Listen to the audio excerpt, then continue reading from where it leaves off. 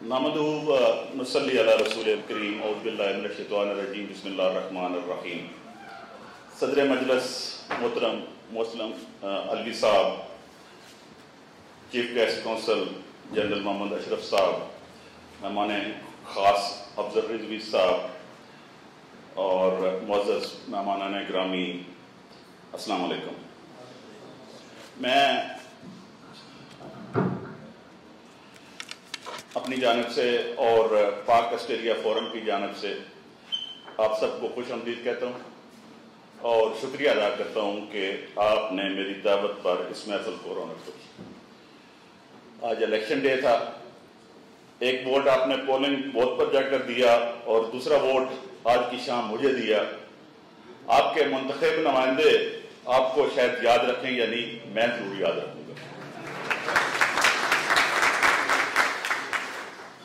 तीनों हज़रात, अदबी तकरीब मुनक्कद करनी हो तो ये ज़रा डिफरेंट तकरीब होती है आम तकरीबात से। इसमें एक फैसला करना ये मुश्किल होता है कि किस दोस्त को शिरकत की ज़ामत दें, क्योंकि हर तकरीब हर शख्स के लिए नहीं होती और किताब की तकरीब रहनुमाई हो तो और भी मुश्किल हो जाती है।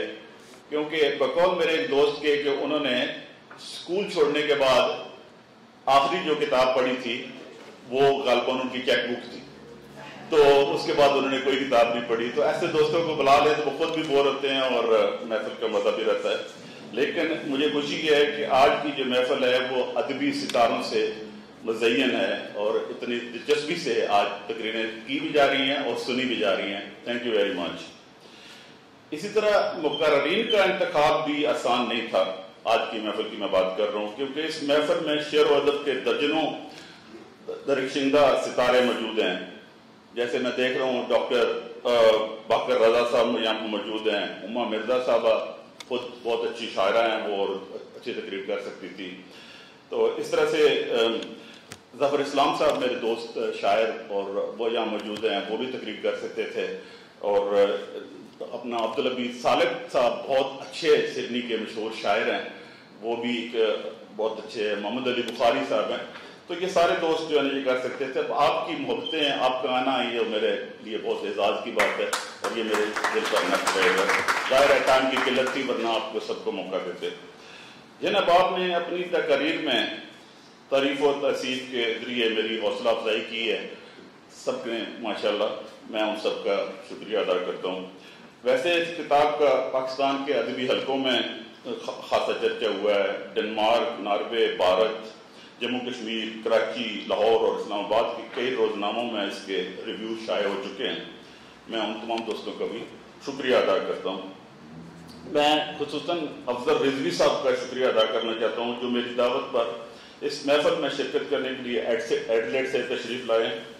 अफजल रिजवी साहब पाकिस्तान पाक लिटरेरी फाउंडेशन ऑफ ऑस्ट्रेलिया के बानी और सदर हैं, जो साउथ ऑस्ट्रेलिया में अदबी और समाजी कामों के में पेश रहती है। मैं इस तंजीम का न्यू साउथ वेल्स का इंचार्ज भी हूँ।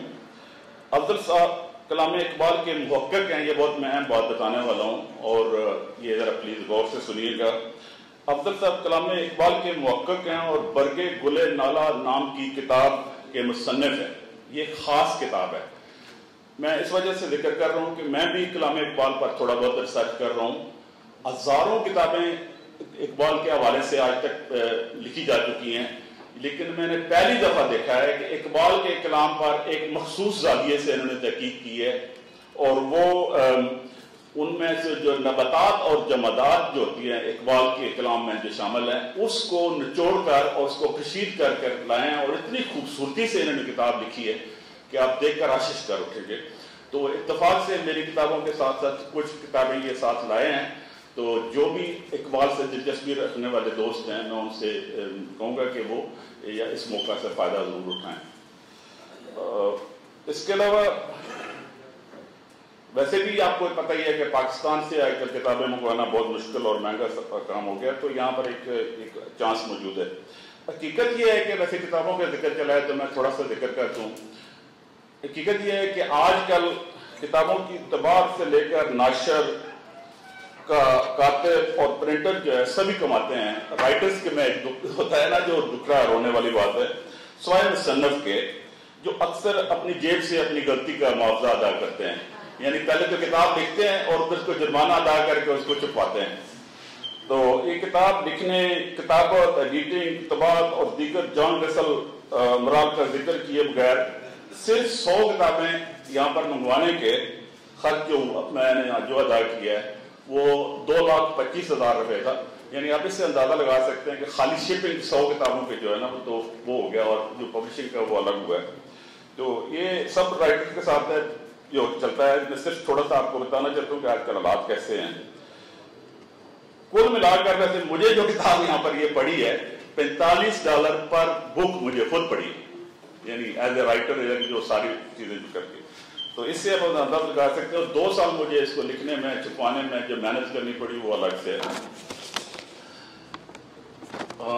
پھر بھی یہاں پر ہم نے جو کتابیں رکھی ہیں، میں دوستوں سے یہی کہوں گا کہ آپ جس طرح سے جو بھی مناسب سمجھیں. اگر ہم نے ایک مائنر سی پرائز رکھی ہے $25، اگر وہ دوست دینا چاہیں، اگر پھر بھی اس میں سے بھی مشکل ہے تو کوئی ایسا ایشو نہیں ہے. آپ میں چاہتا ہوں کہ خالی ہاتھ نہ جائیں.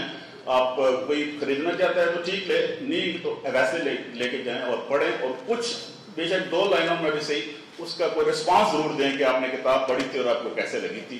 یہی میری قیمت ہوگی اور میرا ریوارڈ یہ ہوگا کہ آپ کو اس میں پتہ چلے گا کہ آپ نے پڑھا. خواتین حضرات، یہ تقریب پاک فورم آسٹریلیا کے پلیٹ فارم سے منعقد ہو رہی ہے، جس میں ہم وطن میڈیا گروپ راجہ تاثیر صاحب یہاں موجود ہیں، اور پاک لٹریری فاؤنڈیشن جو ساؤتھ آسٹریلیا سے، ان کا بھی تعاون شامل ہے. جہاں تک پاک فورم آسٹریلیا کا تعلق ہے، یہ اس کا میں تھوڑا سا انٹروڈکشن کرا دوں. یہ چند احباب پر مشتمل یہ گروپ گزشتہ کئی برسوں سے محدود پیمانے پر متحرک ہے. یہ اس پلیٹ فارم سے پہلی بڑی تقریب ہے اور جس میں میرے ساتھ مل کر تمام دوستوں نے بہت محنت کی ہے. میں چاہتا ہوں کہ وہ یہاں سٹیج پر تشریف لائیں تاکہ اس میں نام بھی لے رہا ہوں. اس میں راجہ محمد اسلم صاحب، آپ پلیز آگے آ جائیں سامنے، ذرا یہاں سامنے تشریف لائیں. رانا ظفر حسین صاحب پلیز تشریف لائیں ذرا. اختر مغل صاحب اگر آپ، راجہ تصویر صاحب، رانا جاوید عمران صاحب تشریف لائیں. اور ہمارے ایک اور ساتھی ہیں ملک داؤد صاحب، وہ نسازی طبع کی وجہ سے آج تشریف نہیں لا سکے. تو یہ میرے ساتھی ہیں. ہم نے پچھلے 3 سال سے یہ سیٹ اپ بنایا ہوا ہے. اس میں محدود پیمانے پر پہلے سے کام چل رہا تھا. یہ ہماری پہلی بڑی تقریب ہے. مجھے امید ہے کہ یہ پہلی کے ساتھ آخری نہیں ہوگی، بلکہ اس سلسلے کو ہم جاری رکھیں گے. تو thank you very much guys, اور بہت اچھا آپ نے کام کیا، اور انشاءاللہ اس سلسلے کو ہم جاری رکھیں گے. یہاں پر میں میڈیا کے جو دوست یہاں پر موجود ہیں، جس میں میرے دوست ہیں جو ہمارے ساتھی ہیں، راجہ تاثیر صاحب، SBS جو وہ بھی ہمارے ساتھی ہیں، اپنا ریحان علوی صاحب SBS اردو کے جو انچارج ہیں، NRI کے ایک دوست ہیں ویبک صاحب، وہ آئے تو نہیں لیکن انہوں نے کوریج اس کی دی تھی، اور KH برادر فلم کے اجوت سنگھ صاحب یہاں موجود ہیں. تھینک یو ویری مچ، آپ تشریف لائے، آپ کا میں شکریہ ادا کرتا ہوں. اچھا، اس کے علاوہ ایک اور امپورٹنٹ بات جو میں آپ کو عرض کروں گا، وہ اس کتاب کا ٹائٹل ہے جو سڈنی کے مشہور فنکار شاہد ملک صاحب کی تخلیق ہے. شاہد ملک صاحب یہاں موجود ہیں. یہ پینٹنگ ہے ملک کو دیکھا چاند نام کی مناسبت سے میرے ذہن میں ٹائٹل کا جو تصور تھا، ان کے فنکار ہاتھوں نے اسے کینوس پر منتقل کر دیا. میں ان کا سپاسگزار ہوں. یہ پینٹنگ اور خود شاہد ملک صاحب یہاں موجود ہے. اگر کسی دوست کو پینٹنگ یہ سامنے نظر آ رہی ہے آپ کو، یہ وہی پینٹنگ ہے جو یہاں پر کتاب کے اوپر موجود ہے. تو یہ ایکچوئل پینٹنگ بھی یہاں پر اور پینٹر بھی موجود ہیں. تو اگر کسی دوست کو یہ پسند آئے تو یہ فار سیل بھی ہے، اور یہ اور پینٹر جو ہے وہ اس سے رابطہ کر سکتے ہیں. اب تھوڑا سا کتاب کے بارے میں کہ کب کیسے شروع ہوئی. یہ کتاب میں نے فروری 2020 میں مکمل کر کے کتابت کے لیے ارسال کر دی تھی، اور خود پاکستان اور حجاز مقدس کے لیے روانہ ہو گیا لکھنے کے بعد، بھیجنے کے بعد. اس وقت تک کرونا کی خبریں صرف چین تک محدود تھی. دیگر ممالک میں اگر کچھ لوگ اس وبا سے متاثر ہوئے بھی تو اس کا ایسا رد عمل سامنے نہیں آیا تھا، اور نہ بظاہر اتنی کوئی تشویش پائی جاتی تھی.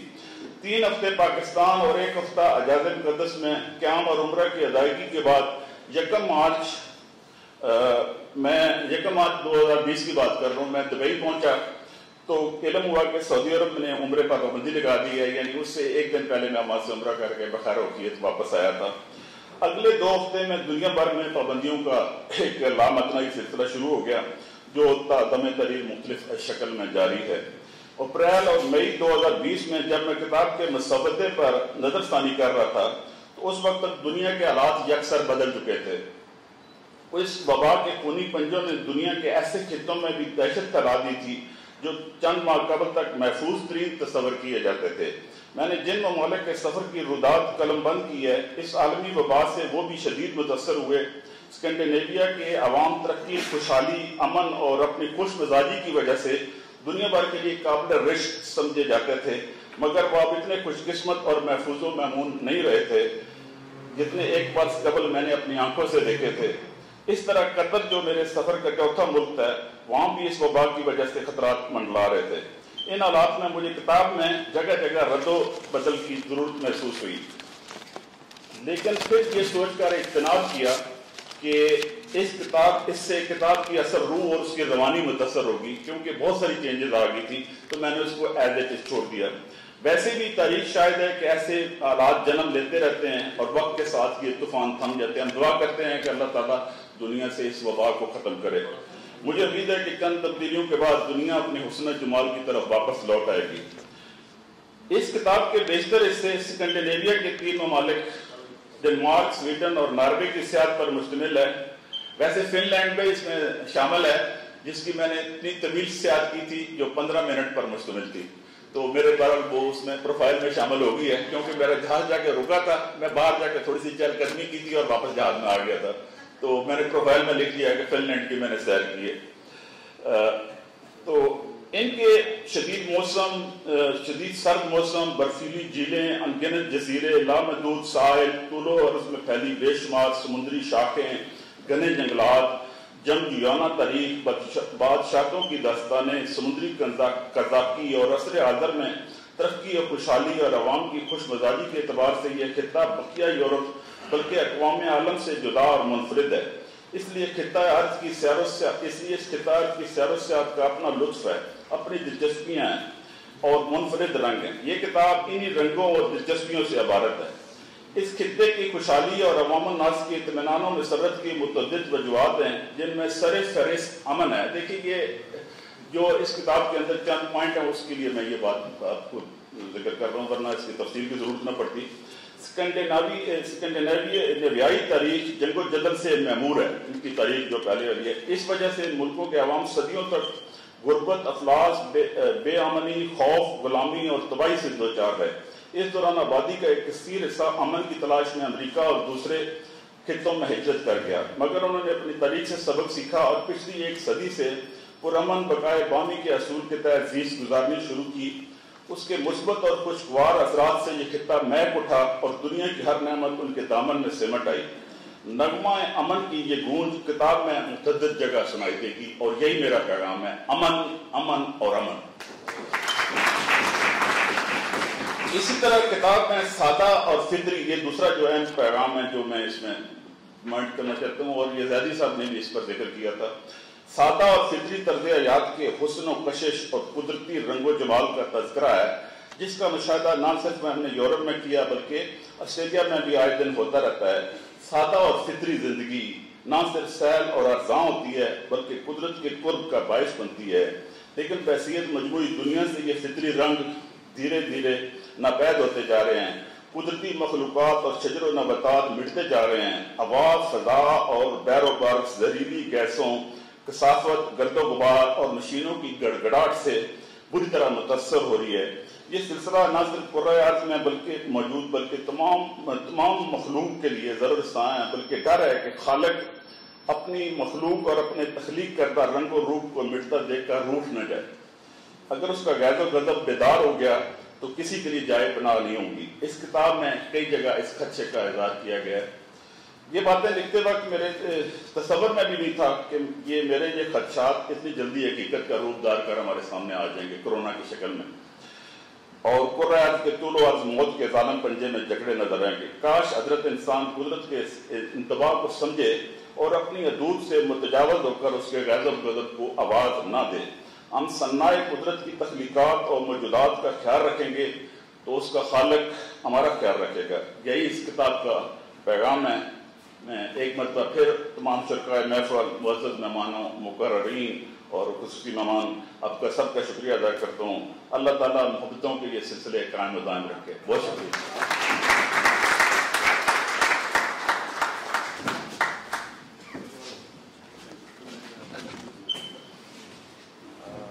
بہت بہت شکریہ طارق مرزا. انہوں نے بہت سی باتیں کی کتاب کے حوالے سے.